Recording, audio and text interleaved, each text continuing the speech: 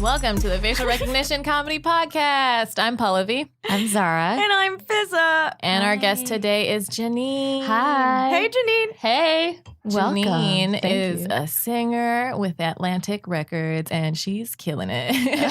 She's going to pop off real thank you guys. soon. I Yeah. think she's popping off right now. I think this is the process of popping off. Yeah, I like this. Yes. This is a good way. This is a good way to start my day. Just keep it coming. This is great. Thank you for making time in your really busy schedule. Oh, thank you. to come on our podcast. No, I was really excited. I love what you guys do, so I was like really happy to be a part of it. Yeah. You came to a show, so it's not just all lip service. Like you Yeah, come no, out, genuinely, I love it. I love it, and I especially, I love seeing especially like women comedians killing it, and like I love what you guys are doing with the facial recognition and everything. I think it's super cool.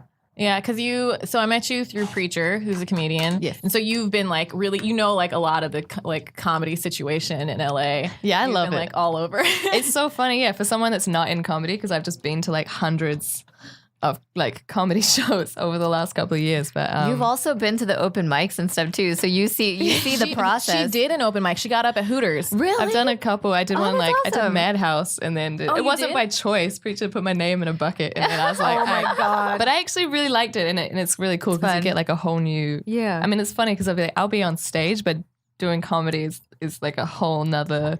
Do you think it's Full helped game. you the few times you've been on stage? You think it's helped you in singing and your other performance? Actually, yeah, I think a lot of people that struggle with like any kind of insecurities or confidence should just get up and do stand up. It just throws you.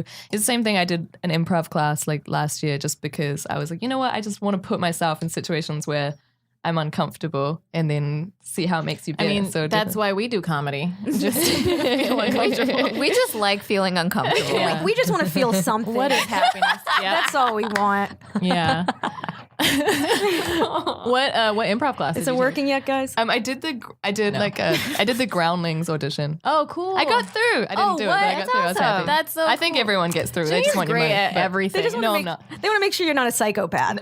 Well, what happened is I feel like a few years ago I went to one like a free one in North Hollywood or whatever, and I was like, I didn't fully apply myself Yeah. like the way I should. I was kind of like, oh, I'm awkward. Like everyone's different. Like what am I doing? And I remember like I did okay, and then I just hesitated and I just bombed so bad, and I hated that feeling, and it was so awful that I didn't go back. And I was like, that's stupid. If I didn't conquer this, I should do it. So I went to improv, and I was like, all right, this is not usually my thing, but I'm gonna like sit at the front of the class and I was like, I told myself like I would like volunteer for anything. Yeah. And I did, and I had a lot of fun. And then and everyone was very like free, and that's what I love about being around like comedians. Because obviously I'm around like music and I love musicians, but a lot of time like we take ourselves way too seriously, and I've always been super goofy. Like I've grown up around it, so I'll just be like the awkward one making like weird comments in the corner, and everyone's like just looking really cool. I'll be the one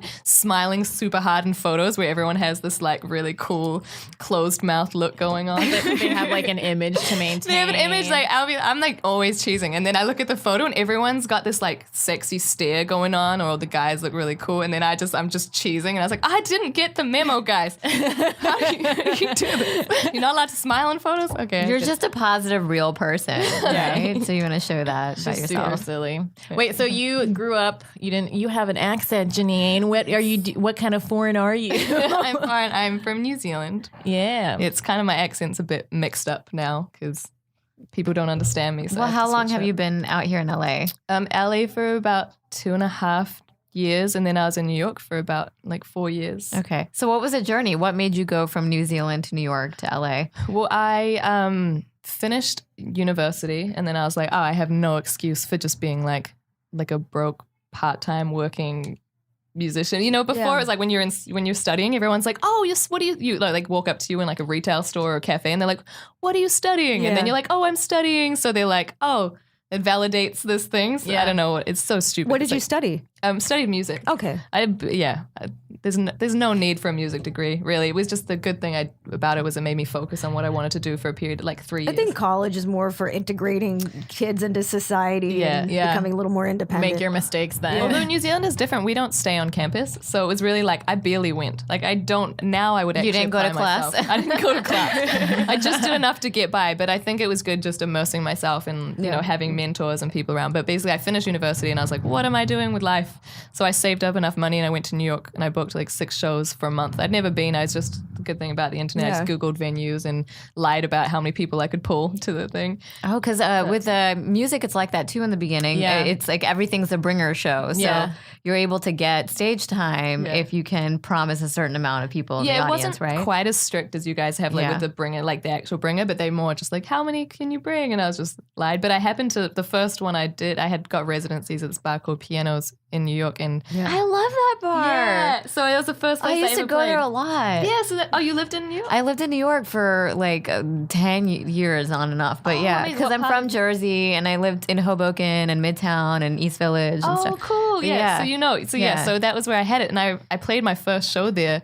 And it's actually how initially I changed my name. I had a different name. And then I did this, I had like my loop pedal and it got me into production because I was going over there and going to play these shows and I didn't have a band. So I was like, well, I have to make my backing tracks. And I didn't really realize that I was able to, like, I put all the music together for it and I was making beats and I was like, oh, this is fun. I can actually manipulate Did you my sound. learn anything about music production as part of your music program at university, or was this all I you didn't taught go to the yourself? class. So self-taught. I was like, afterwards, I was like, why didn't I just go to class? This would be so much easier.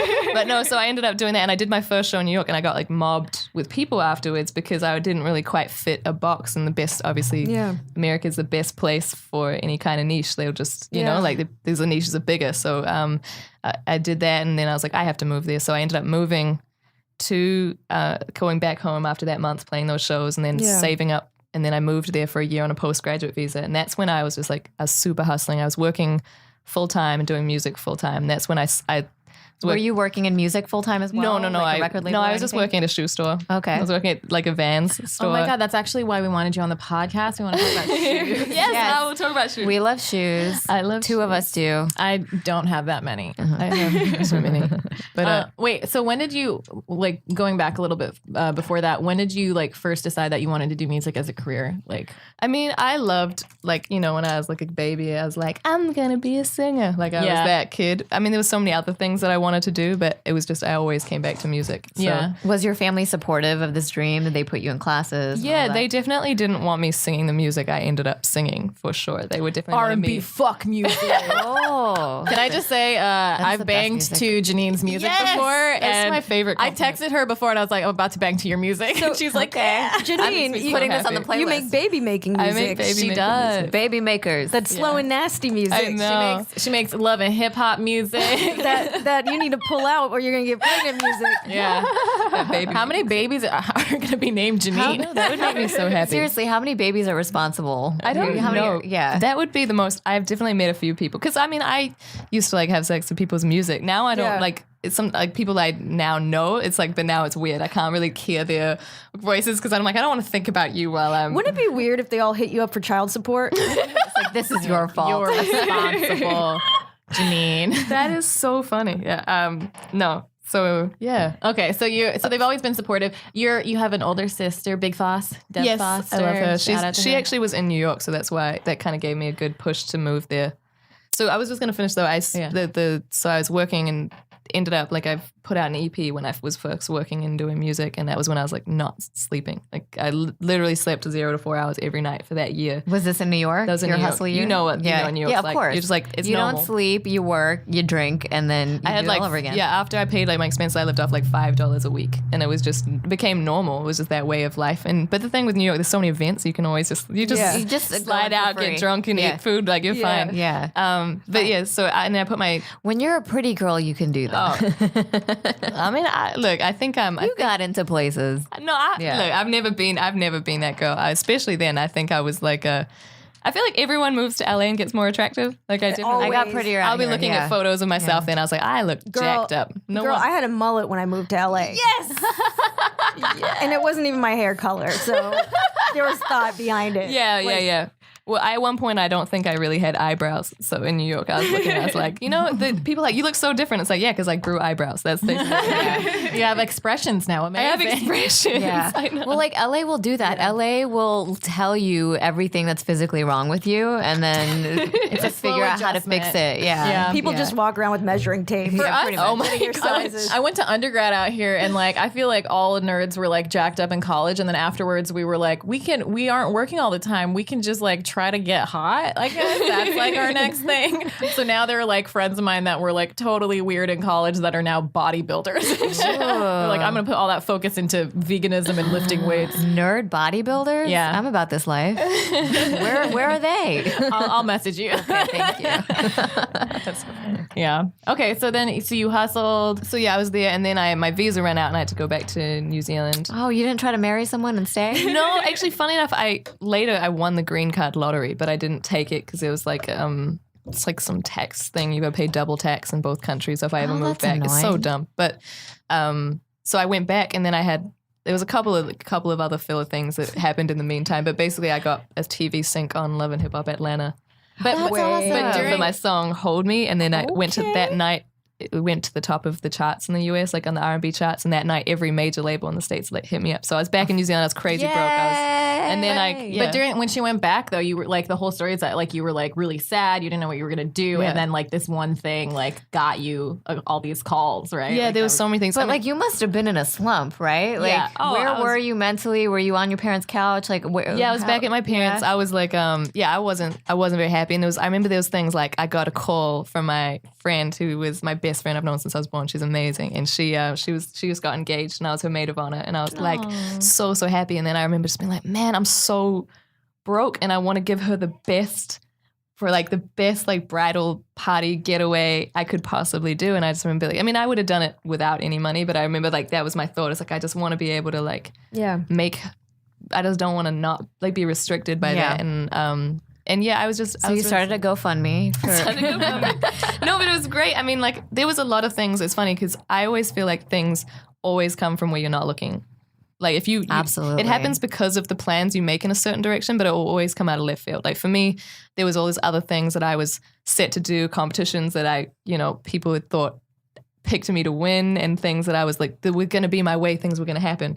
And if someone had told me like, hey, Janine, you're going to get signed off Love and Hip Hop Atlanta, I would have been like, what are you talking about? There's no way. From my experience, when was it? I'll ask after. Oh, wait, when was it? Yeah, when did you get signed? What year? Oh, like 3.5 years ago, three something years ago, a while ago. So 2014. It's been a while. Yeah. And when was the episode of Love and Hip Hop?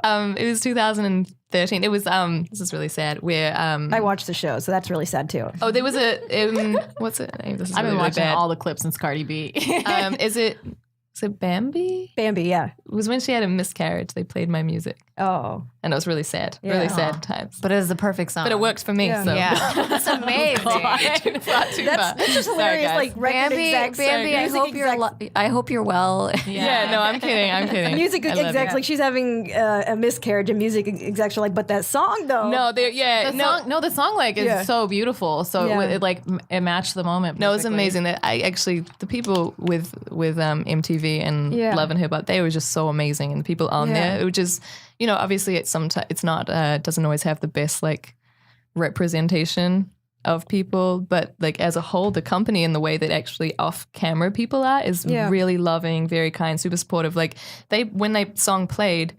like I didn't think anything was really gonna. Well, you knew they were gonna play it, right? Yeah. So what had happened is they actually got me on a program called a different song on Black Ink Crew, which is a tattoo shop. Yeah, I know that show. I don't watch that one, but it did well. It did really well on there. Like I refreshed and it was going up went up 30,000 plays in like that day, which was insane to me. And then they were like, "Oh, this went really well. We want to push it." But at the time, I was like flip flopping as to whether to do it because I thought they were just going to use my instrumental. I had no idea what was going to happen.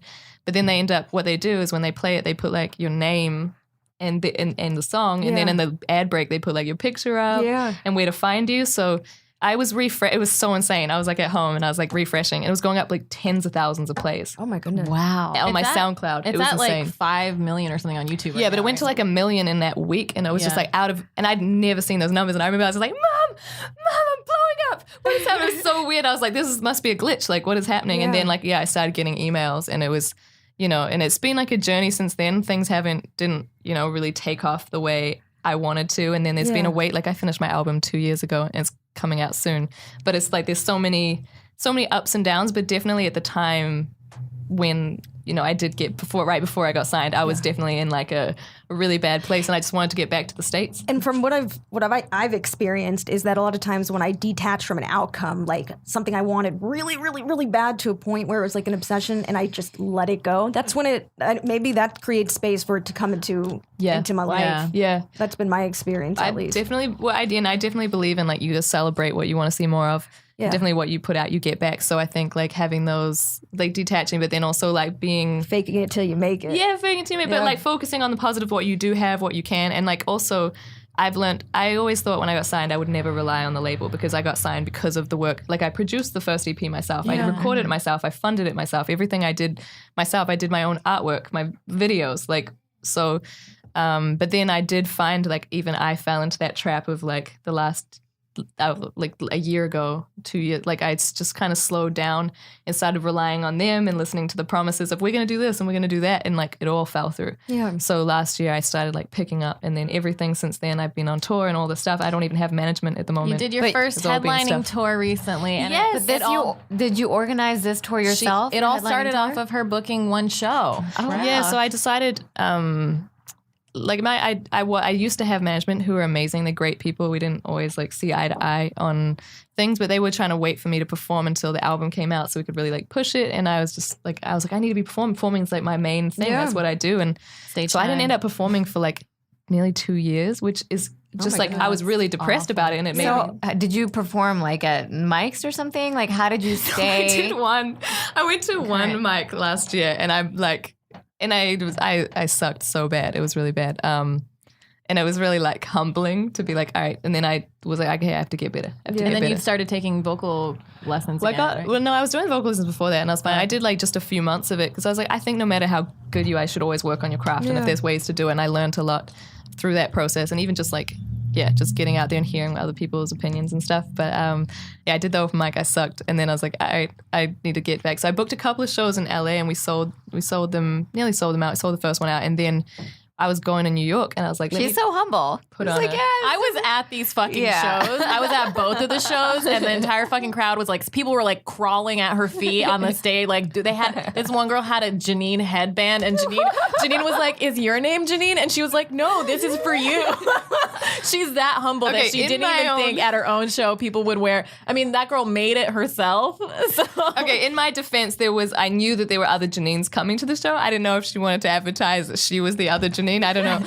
But it was cool on tour. That's how humble she was. On tour, these people made their own fan t-shirts, and it was the coolest thing. You're like, is your name Janine? She's like, no, your name's Janine. Okay, I guess it is. Okay. But like people like I was so Janine and I are like really good friends. So I was like at both shows, and we were like selling merch and stuff, and there was like these long ass lines, and people came from all these places, and they were like crying, and they like all like knew her like the words to her songs and stuff. But those were shorter shows. They were like an hour slot, right? And they weren't even that. I think maybe we did like 45 minutes an hour. I think the tour was a bit longer. And then your headlining tour, like that was like you were headlining. It was like your show. Yeah. So you got to like. Well, the other ones they were my shows, but they were just like kind of throwaway shows. And then so I booked they kind of like set it off is I booked a show in New York. The beginning of this year, because I was just going for a day, so I just called up a bunch the same way I used to. I just called up a bunch of venues, and I was like asking for spots. I was like, basically what we all do for spots. Can I play? And they ended up giving me a spot. It was like 7 p.m. on a Friday at this. That's a prime spot, and and we like within 2 days' notice, I sold. I mean, it was. Wasn't it like it was sold out. It was people are hungry for Janine. They were like, but it was insane. But it was my first experience of what the tour ended up being like. It was crazy. So I had no idea, but I was like, I'm gonna be here anyway. I was like, so long as there's like 100 people, it'll feel good. Yeah. And I think the capacity was like 200. They might have let like 260 people in. Oh my god, what venue was this? It was at Baby's All Right in Brooklyn. Okay. And I was going to ask you, what are your fans like? They're the coolest people. Like I swear, people like. I mean, I have such a diverse fan base, and they're like. All like different. It was funny. They had Pallavi was saying, there was some people that flew out for my LA show. Like I had like 7 people fly out from like, they flew from New York. They were like waiting for you to perform for so long. Yeah. Like they wanted to see you. They just didn't want to miss it. And it's cool because when I went back out on tour and I've seen the same, I've had people come to multiple shows. Like people even drove when I was on tour to different shows. Wow. But I sat down with them. The people that flew out, I was like, hey, you flew all the way out here. Like, I'll hang out at the park with you guys tomorrow. We'll just like chat, talk about our lives. And they were all like the most incredible people. And they were like trying to change the world. Like, and I was like, I love you guys. You guys are just so like, that's what sweet. I really like about Janine. It's like after every show, she like waits hours outside and like the whole line will like, she'll take pictures with them. She'll talk to them. She'll sign everything.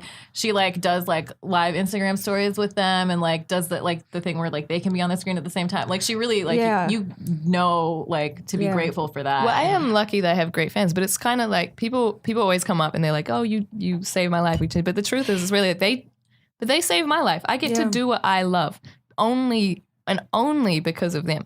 Was it surprising to find out or discover you have that much of an impact on your fans? I think the thing that was definitely surprising when I did the Brooklyn show was I've had people sing along to my songs, but this was like, and tour was like this too, but it was different. It was like I started singing the first word of my song. It wasn't even like my known song, and they started singing the whole set. Like I've got like videos, and they were so loud, and I was like very, very moved. And because of that footage and because of all of that, me posting it and then I was like, oh, I got a call from the book label and my booking agent. And like a lot of the time people were like, oh, I didn't even know you wanted it. I was like, for 3 years I've been asking to go on tour. But I mean, I guess there was a breakdown of communication or whatever. But so did they own up to their mistake of they were just like, yeah, I'm sorry you felt that way. I think there was a bit of like back and forth with like, oh, your old management didn't do whatever. And I was like, all right, at this point, I'm like, so long as something happens, it doesn't really matter. As long as we're moving forward, it doesn't really matter to go and blame who or what. You know, and also I definitely think regardless of what they did, I'm essentially the one to blame. If I'm not pushing, if I'm not booking my own stuff, then that's my fault. People want to jump on a moving train these days. Exactly. Yeah, exactly. You have to build your own momentum and then people will help. And I think you should always create yours. And that was my mistake for not creating that myself at one point. So, but after that, I talked to my booking agency and I was like, well, I just want to go out and do some dates. Like I'll go out and I can do what I did with New York. Like I can go by myself. I could do a full band. I can do whatever setup. Do you have opening acts and stuff now? I just got, it was really important for me with the tour. I wanted to give like local people opportunities and I wanted to definitely make sure that the show had full diversity.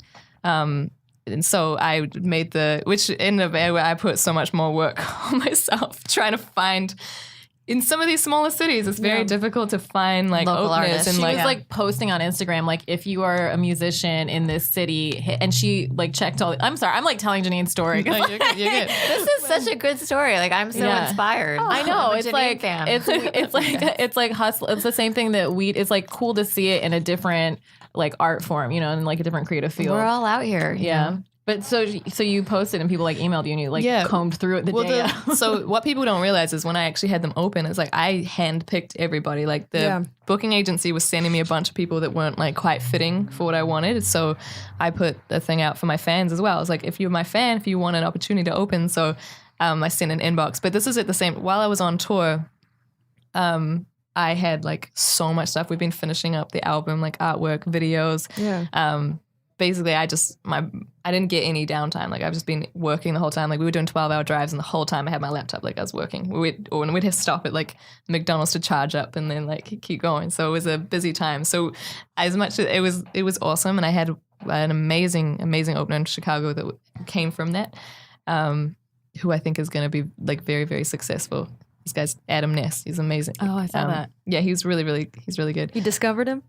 Well, I don't know. You hear that, Adam Ness? You owe everything to Janine. No. Were you the usher to Justin Bieber? Was that you? But no, he's great. So, but there was a few people that What's I his picked. name?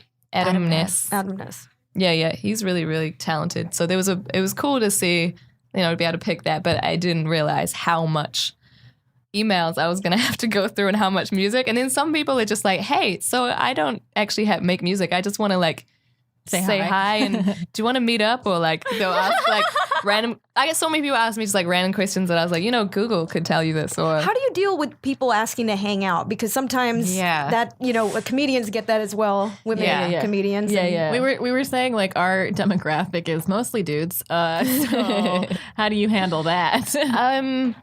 How do you turn a fan down? Because but in a grateful way, but in a nice appreciative way. Well, usually I'm just like, I'll be like, because I meet everybody after my shows. Yeah. Like, so I would just be like, hey, I'll see you after the show. Or, some people have been like photographers or whatever. They've been fans that end up becoming friends because I'll be like, let's do the shoot or whatever. But that's still getting together in a professional capacity. I don't know. I don't. Versus personal with someone who you don't. I guess when it's guys, it's kind of like easier to just be like, oh, sorry, I'm not like interested, or I'm in something, or whatever. I don't know. I don't really get it that much. I don't know. You just reply. The worst case scenario is reply with the smiley face. Yeah. Like that wasn't an answer. I don't know. Thank God for emojis. Yeah. No, I don't know. I haven't really thought about it. I think. Do you usually do you travel around with security, or do you have like people around you that are intimidating so no one does like if they do think about it? No, and it's always the women that are way worse.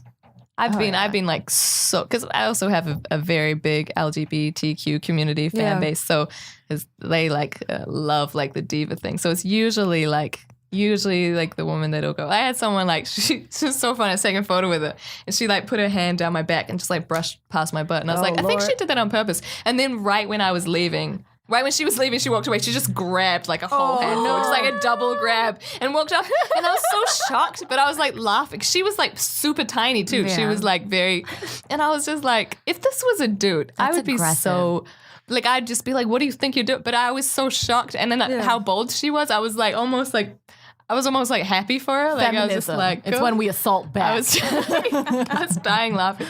But I definitely, I don't know. People usually, I don't know. Mostly respect. I think I'm usually like, just like, thank you so much. I'm not, it's all right. A lot of time it really is just like, now's not good timing, but that's not even a lie. Like, it's just sort of like, hey, I don't have the time. And it's like, if I do, I have to prioritize, hey, I should call my family, or I should work. But there's always work to be done. And then when, like I said, I think you have time. You can fit whatever you want in your life. Yep. Timing is never an excuse, but it is what you make a priority. So it's kind of like the truth of the matter is like, it's like, if I don't have time, it's like, I can't prioritize you right now. Well, you have the people I think it's also family. Yeah. It's always been a little strange to me. I feel like guys do this more than women do just because of like safety issues and all the other things we have to deal with. But I always think it's a little bit weird when like guys like hook up with their fans, because it's just like it's like a strange dynamic.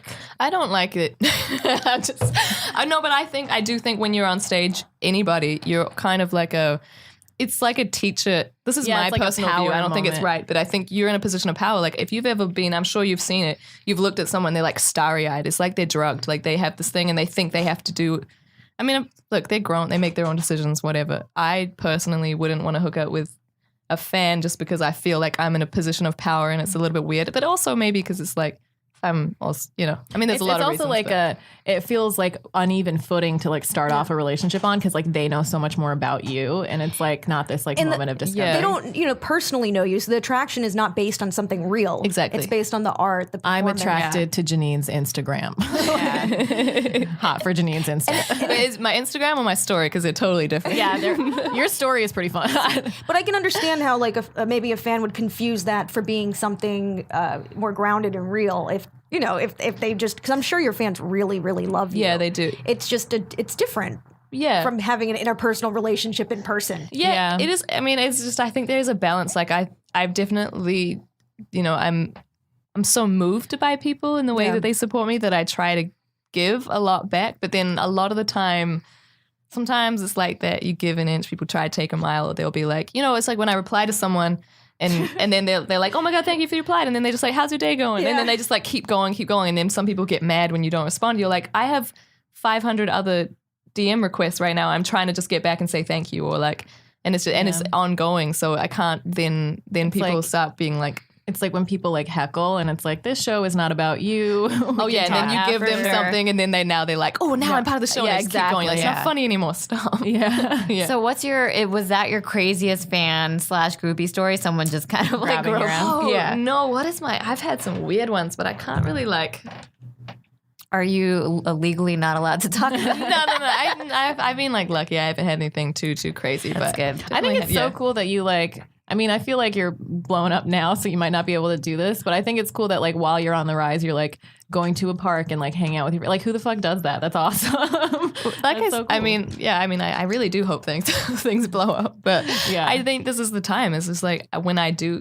I mean, for me, it's sort of like I do my show and then I meet everybody and I greet them and I take photos and it's like that might take an hour or whatever. But it's like it's for me too, and it's like these people, and there's an opportunity where I might, like you said, like when it's, hopefully things really take off and I'm doing bigger venues, I'm not going to be able to do that. And like right now, because people will be like, oh, where's the VIP? I was like, I don't do VIP. I just meet everybody. It's just that you just have to wait in line. That's your only. Yeah. So, I mean, I don't like the idea of limiting my access to my fans based on money. I don't like that. Like, I think even if I do VIPs, I'll make sure I always go and pick random people from the audience so that even people without money, because, it's kind of like, at your last show, there was this one really sweet fan, and she like, I got the video of it. She like so Janine has a part of her show where she like brings people up to dance with her because it's like a really fun song and stuff. Yeah. And there was one where, so she was picking people, and this one girl was already like freaking out that she was at the show at all.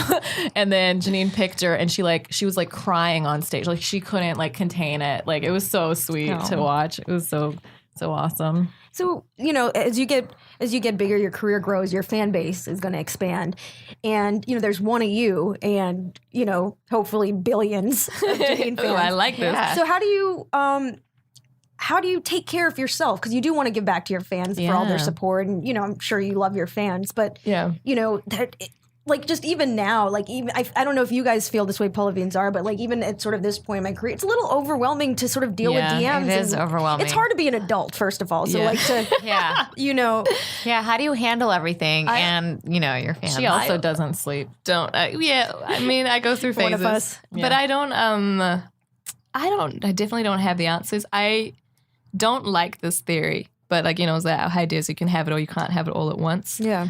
But I do think always something gives. It's like I hadn't been to, I like working out every day. I hadn't been to the gym in over a month. And like, my DMs, it's like I can't really get to them. I'll try. And sometimes it really is like a lot of time. I mean, I haven't even watched I want to go through and I'm excited to go through all the footage. Like even Pallavi posted these videos, which I'm really excited about. But sometimes I'm like, I don't want to think about that. I don't want to look at it, or I'm like, it is overwhelming. But I don't know. I think it's a total work in progress. And like there's something, it's always hard. It's like you have your best professional moments and then you're dealing with your worst personal moments. And that's kind of like a lot of stuff I've experienced recently. That happens every time Fiz's career is like amazing. And she has all these crazy opportunities. Yep. She has like these personal moments where she's like, this is the worst week of my life. And we're like, you just booked like all these amazing things. Well, it's okay. So, this actually leads to a specific question. Do you feel like mixed feelings with success? Because I feel like for me, I have a lot of my own personal issues and stuff I'm weeding out myself. But I think there's probably a piece of me that maybe doesn't feel worthy. And as from an intellectual point of view, I understand what that is. Yeah. But from an emotional point, it's like I do get sometimes triggered by success. Yeah. It's a little overstimulating. I think often people in all aspects of their life, like love, career, always don't realize the self-sabotage that comes from little issues. Oh my God, yes. I'm constantly like facing things or attitudes I had and trying to like make them better. And I've definitely been, over the last 2 years, I feel like, over my life, but I just definitely been confronting these moments. Or like every time I feel a certain way, I'm like, wait, why do I feel this? I try to break it down and I usually find it's something stupid. But I do also, I think where I'm from, because I'm from like the middle of nowhere, and it's just like everyone just, everyone's life is the same. They go to school, they go to university, they get a job, they get married, they have kids, and like they buy a house, and like all that stuff is, and I do want to have like some kind of balance. I mean, I'm not trying to like have a kid right now and stuff, but I do think that there's challenges with what we all want. Like we want this grind, and it's going out doing comedy till 4 a.m. every night. It's not the easiest way to like have consistency with any relationships. You've got to find someone else that's in that lane. But then when you find someone else that's in that lane, then it's like you don't see each other. And then they're also, it's also difficult. I think it's very difficult to find people that are driven and then also interested in stability. Like it's you have to prioritize, because it's so difficult. So I definitely, I'm always trying to figure things out. And I definitely I don't have the answers, and I'm really like always constantly trying to rearrange my thinking and my life to try to get it in order. But there's always, I think I'm happiest when there's chaos, like, but then I also want organization. Like life ends up being better. Like when I'm on tour and there's 500 things that I can't keep up with and I'm stressed, I'm also happy about that. And then I came back and I'm like, I still have 500 things to do, but I'm not performing every night. So I've already like automatically like post tour depression like kicked in without like, I mean, I'm not like, that's how I feel. Like I feel because when you're the busiest, you are also the most productive. Yeah. So your like output is like really high. So your brain functions better. Yeah. So you're have constantly a lot to do. Yeah. You're like constantly like putting out fires. You're like dealing with all these different things. So you just feel like constantly like in it. And like I'm exactly the same way. Like I get more depressed when I have like less to do. Yeah. Yeah. Yeah, exactly. And stage, obviously, as you guys know, because you do it. I mean, comedians, you guys are up like every night, so it's different. But I definitely think it's like a release. And so for me doing it, I was, as much as I was like dealing with a bunch of other stuff that you can never let show. That's the other thing with the entertainment is like well, I mean, I guess you can, I mean, same, you guys make jokes about it. I can sing about it. It's a good way to release. But I mean, it's one of those things, like I said, it's when everything that you want starts happening, something that you didn't, I mean, I want to think that that's not the case, and I don't think it's going to happen. But again, they're all lessons, and they all teach you something. And again, you just got to keep focusing on like the positives. And well, I feel like I've gotten better with coping with that sort of stuff as you know it's happened more and more. But like initially, it was crazy. It was crazy that I was just emotionally feeling just so drained and empty and all this external stuff. Which is like, I think that's interesting because external success to me is unrelated to internal happiness. 100%. I couldn't have said that better. And it's funny when you're like, because I look at my life a lot of time and I'm like, I'm signed. I'm on tour. I'm doing everything I wanted to do. And yet this one thing in my life is like eating me up and making me depressed. And it's like, I can have all this. But then if that only that one that's thing when was you got to talk to your girlfriend. That's what I was going to say. It's like I listen to you guys say these. What's heartbreaking for me, and I know I do the same thing, is that I listen to you guys. Like that's why I want you to be like so happy for like all your career success because I'm like, you guys are fucking killing it. And there is this thing that's bothering you, but like that's like not your problem, and like that's not an insecurity you should have, and you guys are amazing, and like these like you have these like full lives, and you're talented and you're kind and all these things, and we all see it in each other. And then when it's us, we're just like, I don't deserve this, or like why is this person treating me this way, or why is this thing happening? Or the things we let more so than anything, probably the things that we let go we would never accept for like our friends, or like it's like the whole thing that they always say, it's like you would never talk to your friends the way you talk to yourself, or the thoughts you have. I wouldn't even think. You know, it's like, let alone say them. I wouldn't even think the things that negative you say, and like I said, the things that we accept. But I do think, you know, like we're on this journey, and everything that we do makes us like level up constantly as to who we are, and like trying to find ourselves and become better people as well as making out, you know, obviously our careers better. I think like this is one, I think comedy has really helped me forge a lot of really strong female friendships because there aren't as many women in comedy. You kind of like have to be like tougher to like get through just all of the shit that happens at open mics and everything. Much shit. It's not just dick jokes. It's like safety issues. It's like all these other things, and like ass grabbing.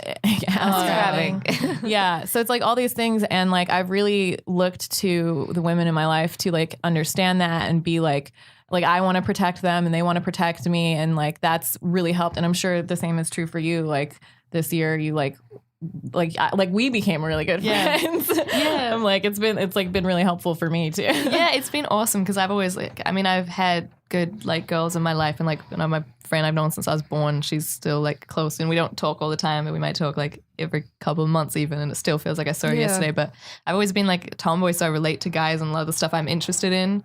So I've loved that I formed like I do, but it's just having those like relationships with other women is like it's so great. Like I love hanging out with you and having those, and they're kind of like those relationships that you know never really gonna get messed up. Like you know, you're like no one's gonna step out of line, or no one's gonna do something, or they're always there. And I think it's always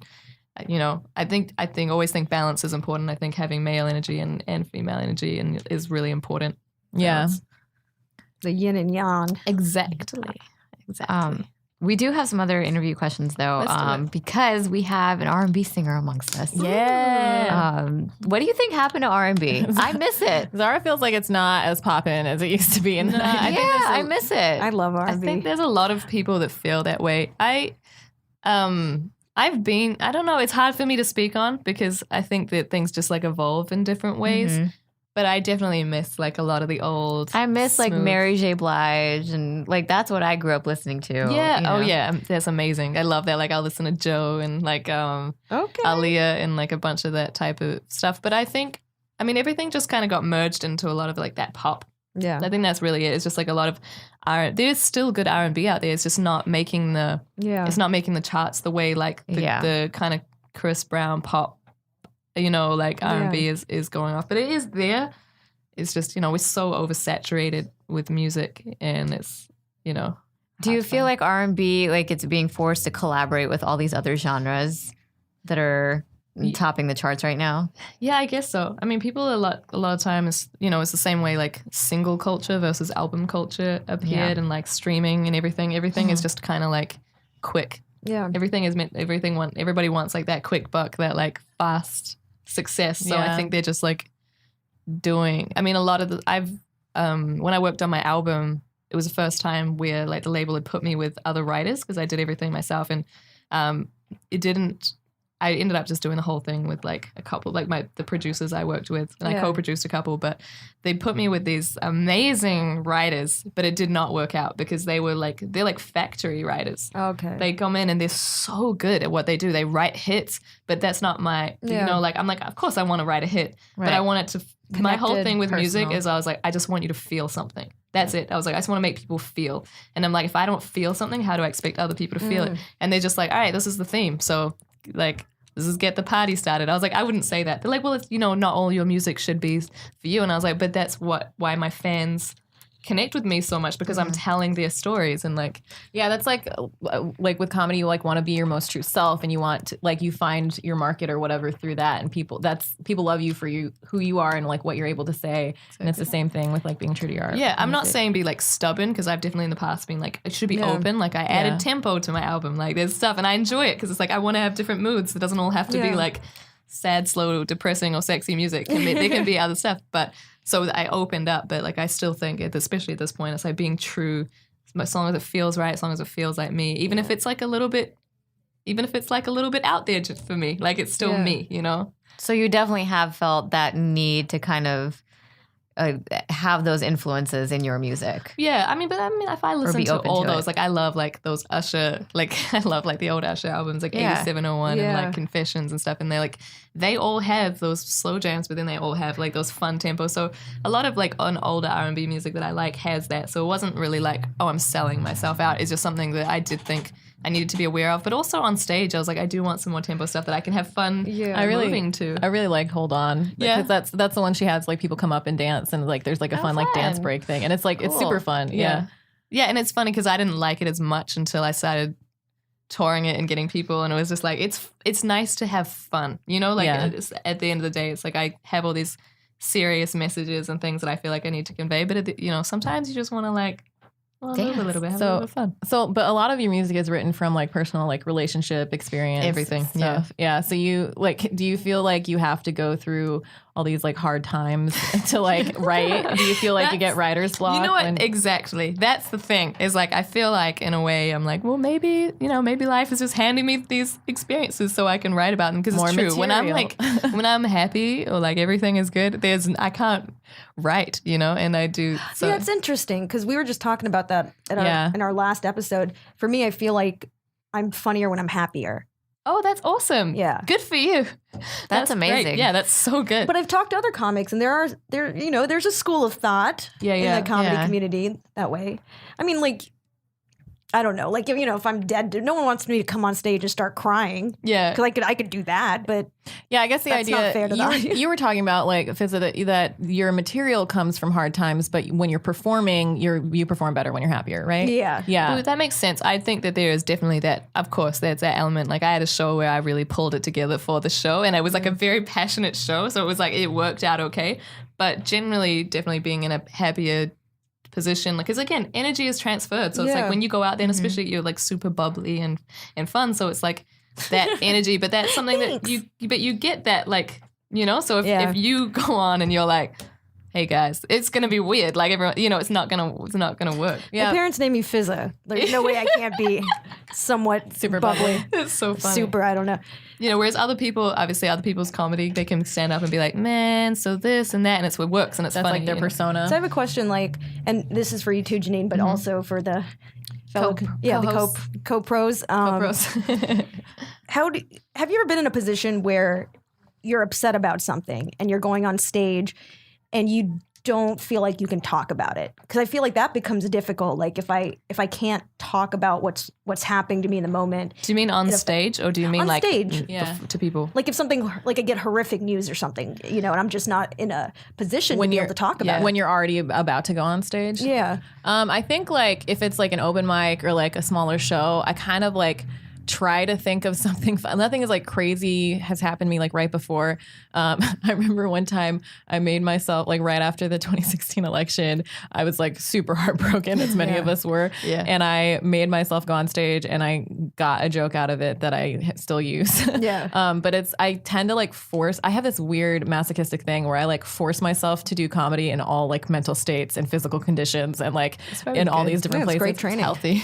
I guess it's healthy, but it's sometimes like it's like it's a job, chill. right? So you have to be able to do it. Yeah, take the test in the environment. Even just dragging yourself out when you're depressed is like the hardest thing, and it's the best thing for you to do to like get distracted, get different things, and obviously you're like going on stage is like a whole nother level of that. I've never regretted being on stage. Like I've never, no matter how terrible I feel or like if the set didn't go well, I've never regretted like going out and being on stage.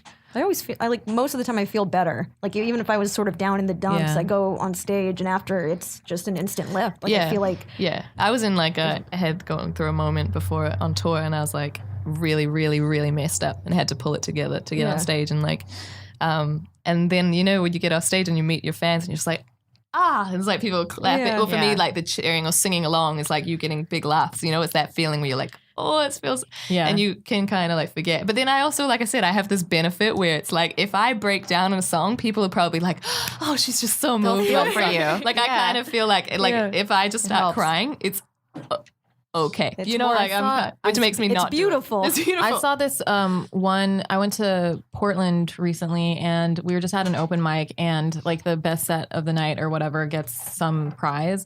And this one comedian, she had like lost her dad like the week before and it was the first set she had done and she was literally like doing all these jokes as she was like wiping, like she was like crying and wiping tears out of her eyes and she was killing. It was like one of the best sets I've ever seen. I was like, this is amazing. So it can happen like that too. I've seen both happen, but you gotta be funny. I've seen it. I've seen both happen for sure. And I think I've done it for myself too, where like I just address what's going on in my life. Yeah. And I've had like, great reception. And then there's other times where like I just do whatever my type 5 or type 10 is if I find out some horrible news beforehand. And like that, it works because you always have, you always have your reliable content to go back on. Yeah. But like you never feel like I never feel good when I'm like faking it on stage. I don't feel as present, and for me, that's a big component of my act, But then at the same time, if you have like this horrible information or something that's affecting you, like for me, I always need time to break it down and turn it into jokes. Sometimes it takes a minute. Sometimes. Sometimes you can say like they can think of like one or two small things. That girl's my hero. She cried on stage and still killed. Like, she was amazing. It's like it was one of those. I forget. I added her on Facebook a while ago, but I have to. But she, I'll shout her out in the next podcast. Yeah. But she gave me like goosebumps. Yeah. I was like, I got goosebumps when you. I know. Told us that. It's like it was one of the most beautiful moments I've seen. And it was just at like this bar, this open mic, and she was it was just amazing. What's the craziest news you've gotten before going on doing a set?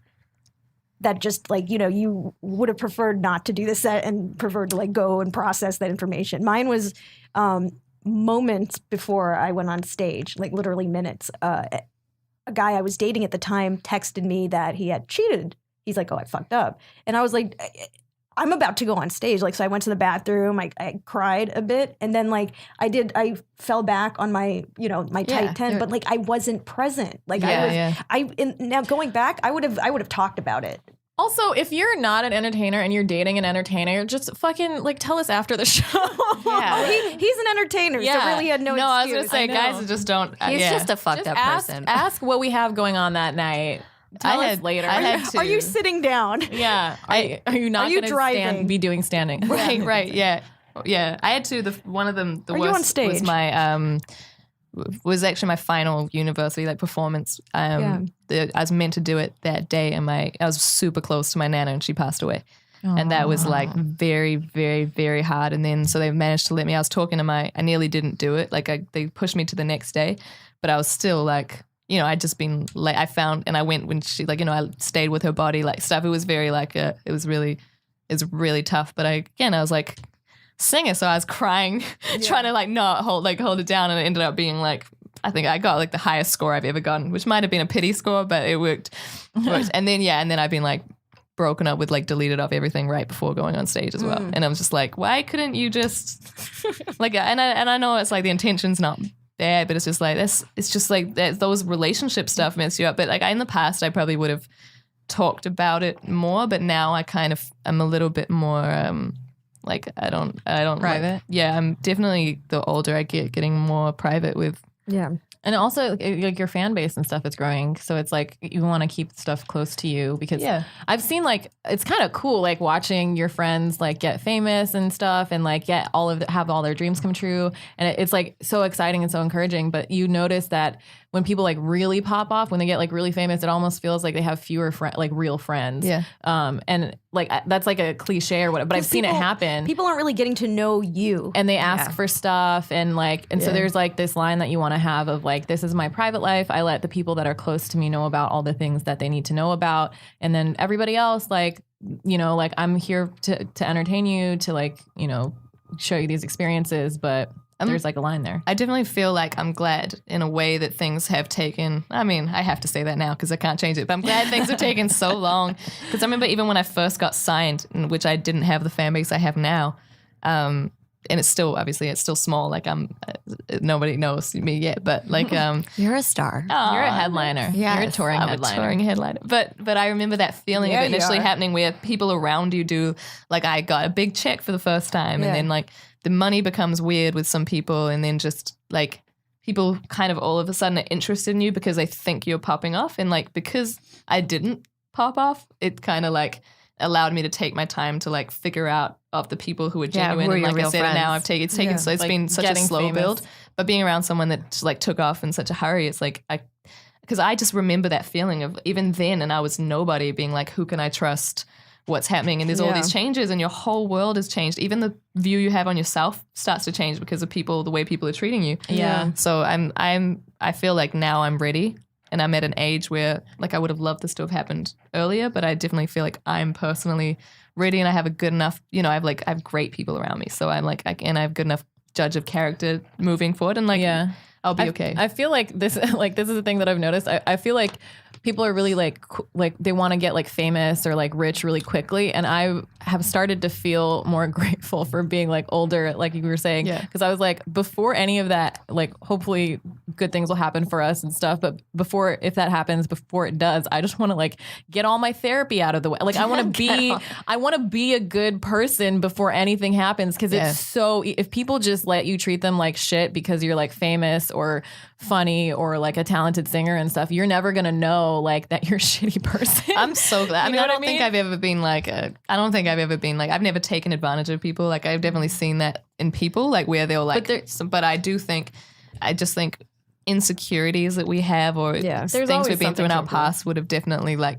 kicked up at some point, and I wouldn't have been able to, if I was younger and I got it, I just wouldn't have taken the time to self-analyze. And I have friends that are moving, and I'm are you sure you don't want to go to therapy now? You know what I mean? I think they're amazing. I think they're great and stuff, but and I can see them like becoming really successful and becoming really famous. And I'm like, I just want you to feel like solid now in all aspects of your life. I'm in therapy twice a week, and it's still a struggle. It's the best, It's though. still, But I don't love it. think the therapy should stop, you know? No, Like, it should it's- keep going. yeah. But I mean, like, you should reach a certain level of stability and self-awareness and growth before, like, all this stuff happens, because you're not going to prioritize it. It you know? helps. Yeah. You know, like that's why so many people implode.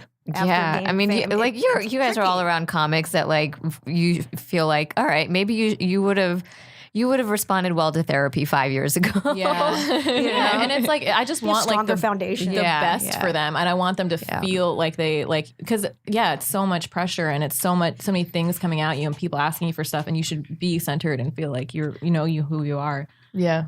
Yeah, I agree. I definitely think that's the thing. And especially even in friendships and any kind of relationships, is like you can only work on yourself so far, or you can only, and then at the end of the day, it's like people around or your friends or whatever, sometimes they need to do a little bit of work to meet you, where you're at. And then it is really like everybody needs to take that time to figure themselves out. Because you can't, if you're not good within yourself, you can't be good with other people. And that's friends, that's relationships, and it is an ongoing. It's like what I say your mind is like, it's like your body.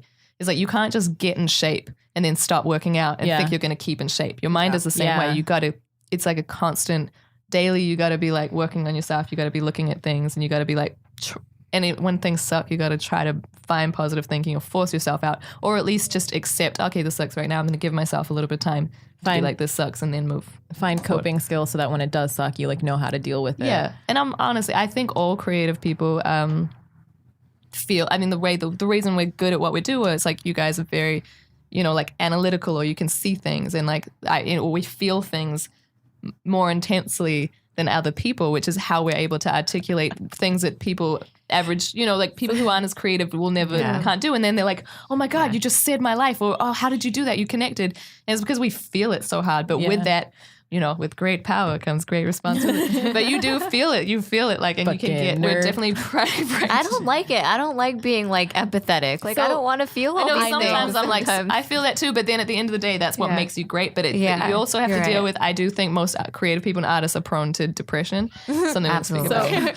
So when I was in therapy in San Francisco and I was going to move down to LA, and I knew that I wanted to do comedy when I moved down here, my therapist was like, you have the mind of a nerd, but the emotions of a creative person. You need to stop dating nerds and date a creative person. So I moved down here and I was just swiping right on comics, not knowing what the scene was like. And then she was like, you should date my therapist told me to date a comedian, which is, you need to fire. No, I have a different therapist now. Date a DJ or a singer. All right, Zara. No, don't date anyone. I told Janine, I was like, yo, hook me up with your like R&B singer friends. And she was like, they're worse. Yeah. But no, there's good people. Obviously, there's good people in every field. It's just it's really difficult. Like I said, the hardest thing is finding people who are really driven, which we find attractive, and understand what we're doing, and then are still loyal, available, and like emotionally as well as physically. I think like a lot of the reason everybody's like saying that like dating in LA sucks and stuff is because there are so many people here who are chasing these unstable dreams, these unstable career paths. Yeah, but it's like, for me, it's like, I feel like if you schedule things correctly, if you like work on yourself, you can always make interpersonal interactions. That's the nerd in you talking. No, I know it is. I know it is. But I really believe that anybody can learn any skill set, and like human interaction is a skill set you can learn. I know that's very robotic to say, but true. Like I think it's true. And I think a lot of people think that it's their career and like nothing else. Like they prioritize their career over everything, which is fine. Fucking go do that. You're on your own in this life. You want to be stable. You want to like chase your dreams. That's great. But also know that there is like room for you to like have empathy and like develop friendships and have relationships. And it's like, you just need an understanding and communication. And But sometimes that takes some personal work that they're not, that a person might not be willing to do. Yeah. Right. I had a moment when that happened. So it was before I got signed, but I was living in New York and I was going through a bunch of stuff and I was again crazy broke, and there was just a lot of bad stuff had happened. And but I'd come out of like a 5-year relationship with someone who was actually a really great person that was involved in my music and everything. And they were great, but I wasn't I wasn't weren't ready. I there. wasn't in it. So I remember, and they helped me, and they would like we used to talk about like, oh, if I get posted on Billboard and Complex, which is how the sync ended up happening because it was on blocks. Yeah. But I remember like I came out of my room on the like day my EP released, and it was like on Complex and Billboard and Vibe magazine, and like, and I was like, oh my god, I'm like jumping around in the living room by myself, and I jumped around for like 30 seconds, and then I was like, and then there was like, I just felt sad. I was like, there's nobody to share this moment with, and the one person like at the time that I was the closest to that had helped, I couldn't talk to, like we weren't talking. So I was like, I just remember that feeling of, and I hadn't been keeping up with people in New Zealand, and when I first moved to New York, I'd kind of got involved with some people that weren't like, didn't really have my best interest at heart, you know, and at the time, and I was really broken, and then that happened, and I just so anyway, that was the biggest reminder, and I'm glad that it happened, and it happened like early 4 or 5 years ago, because I remember that feeling, and I was like, you know what, nothing means anything unless you have good people to share it with. And I learned that lesson, and so my whole thing is like, as much as I'm always career forward, I'm like, I realize you got to keep good people around you, because celebrating alone is not celebrating. Yeah, and I think like if you find like relationship wise or whatever, if you like find the right person, they're gonna find a way to like help you with your career and like not inhibit you, and like help you with opportunities and stuff, and like you in an equal way, like so that you're both like inspiring each other and moving each other forward. Yeah. You can celebrate alone too. I didn't mean that. Like, you can have I've had the best celebrations by myself, but if you are lacking someone to like, you know, express you want to have that party. You want to have that crew that like, you know, builds you up. Sometimes when you get good news, you want to share it with someone who you care about. Exactly. And it's that thing. It's like you can share it with anyone random, but like having those core people and those strong relationships in your life, and that you know, that is, you know, are genuinely happy for you. Or you could go to the bar and share with strangers, and everyone's happy for you there. Yeah. Everyone's happy because of vodka. Of course. I thought that was celebrating. Celebration. All right. So, so we have this segment we call their favorite Desi celebrity.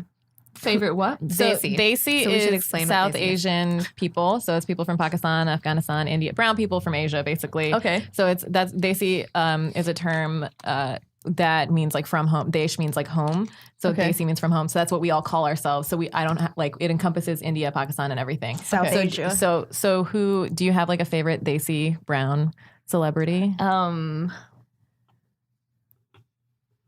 There's like. So there's like Russell Peters. I was gonna say Kaling. Russell Peters, but then I was trying to think. There's also Riz Ahmed, who's my favorite my God. celebrity right now. Have you seen him amazing. rap?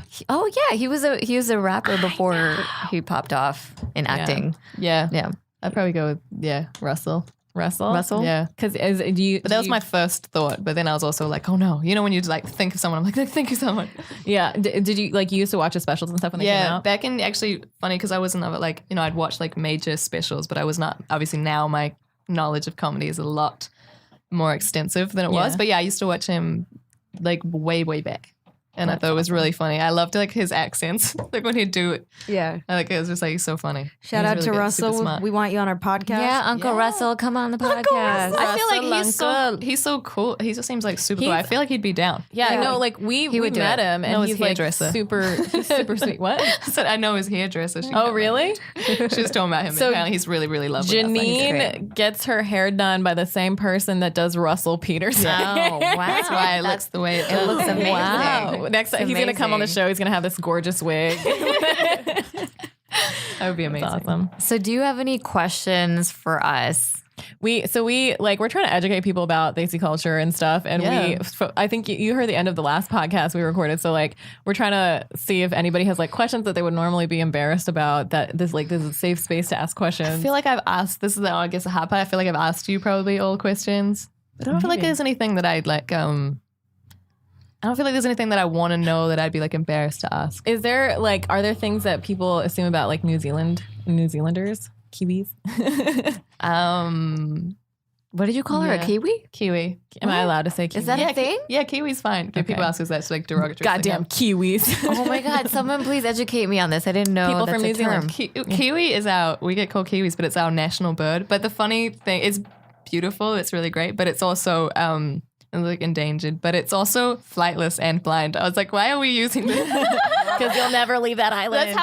That's how humble New Zealand is. We're so humble. Like New Zealand, it's actually funny coming from that culture. Is like we are very like you can't stand out. You can't say you're good at anything. Like if you're the best at something, you're like, oh, I'm all right. And if you're really good at something, you're like, I suck. That's how. Yeah. And if anyone says anything else, you're like, I totally see that. You're way more humble than you should be. Like there's no reason why you should be no, this but I've humble. definitely I think I've worked to really come out of my shell, and like and then I've been around people that have definitely helped like push me out of that even more so. Yeah.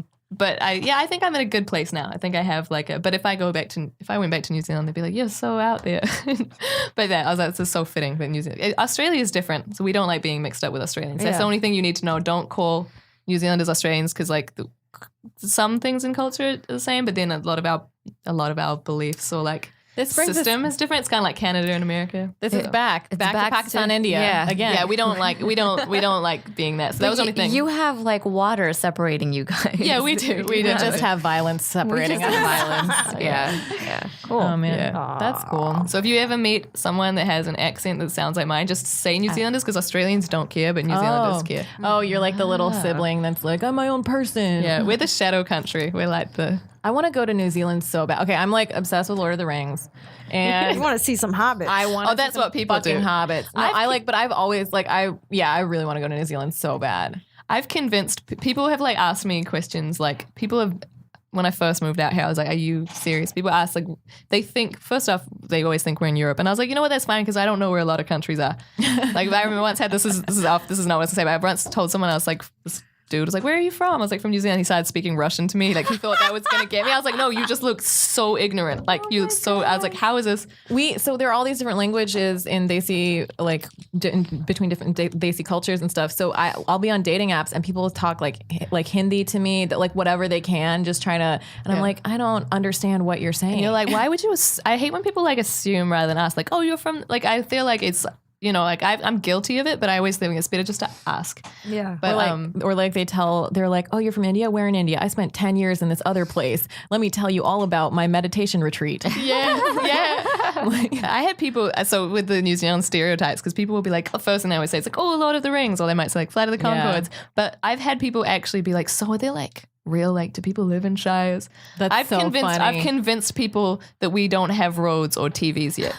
You're spreading stereotypes. When someone is that, like, if someone is that ignorant that they're like, oh, you guys, I was like, no, we have to go to the well to get water. Like, we don't have TV. But no, I've really just been like, no, I don't know what's like TV. I didn't know until I came here. funny. Like, we don't have the internet. Like, and people will really believe me. My dad at work tells people he rode elephants to school. Yeah, it's pretty funny messing with people, but. Yeah. So there's probably people out there that are just like. I just know New Zealand for having amazing water. Yes. Wine, and it always looks really picturesque and mountainous in Bollywood movies. So that's my experience in New Zealand. You're like the fantasy of Bollywood. Yeah. Really? I want to go to New Zealand and wear a sari everywhere. They always do like New Zealand or like the Alps, because in all the Bollywood movies, like, have you seen any? I've seen some, but not for a really long time. But yeah, I haven't seen any in a while. Yeah. But they have like all these like musical scenes, and the idea is like escapism, right? So they could show, because a lot of people in India can't afford to like leave or go anywhere exotic. So they always like film in these like really beautiful areas, and New Zealand's so like beautiful. Yeah. I don't know. I always like associate it in my mind with like the beauty of like Iceland or something, like, you know what I mean? Because it seems like this like they have island. a similar kind of. I mean, there's so many different like. I mean, it's like anything. You go to a city, and the city is just a city. But the thing is, you only have to go like 15 minutes, and you're out. You're looking at like grass and. There's a bunch of different. And then where I'm from the West Coast, so we have like black sand beaches and stuff. They're like super rugged. I gotta Google that. Yeah. We gotta go. When you do homecoming, take us with you. Yeah, that'll be fun. We'll be your roadies. We'll be your roadies. We'll sell your merch. We'll do all of that. Yeah. Oh yeah. We can open for you too if you want. Yeah. Or I'll be opening for you guys, whichever one comes first. It's gonna be a great tour. Yeah. All right. So, Janine, where can our fans and friends find you? They can find me on most things by @Janine or JanineOfficial.com, I think is my website. Just search Janine, that's Google Janine. Janine. Janine. Janine. @Janine. Managed to nab that. So that's wild. Awesome. Yeah. Zara's upset about that because she couldn't get Zara. There are too many Zaras. Zara's in the world. Just stop being cool online. I definitely give met me someone. my URL. I was gonna say I definitely made someone mad. That was the the label ended up. What had happened is someone had Janine from back in the day, and like they were inactive. They were probably keeping it to sell it on like Twitter and Instagram. So the label, they talked to the companies directly. So they're like, "Can we have that?" So they gave it to us, and then I saw someone trying to log into Twitter for like a long time. I was like, "Oh, they hate me." They're probably the first person that goes to my videos just to dislike them. Yeah. Oh man. Okay. So we are Facial Recognition Comedy on Facebook and Instagram, and on Twitter we're Facial Rec Show. You went to say Tinder, didn't you? And on Tinder, I'm single. So, and my social media is Pallavigunallan, PALLAVIGUNALAN. We're gonna have like listeners spelling it with us. Yeah. Spelling it every single Sponsored You need by to turn it. stamps.com. You need to turn it into a song, right? You need to turn it into a song. I'm Zara Ali. Zara is ZAHRA, and all the socials are Zara Ali Live. And I'm Fizza Dasani. That is spelled FIZAA. Dasani is DOSANI. Yay. Thank you so much for being Thank you. This has been so much fun hanging out with Janine. you guys. This is so Great. fun. Catch us on Janine's tour when we go to New Zealand. Yay. Thanks, Janine. Thank you.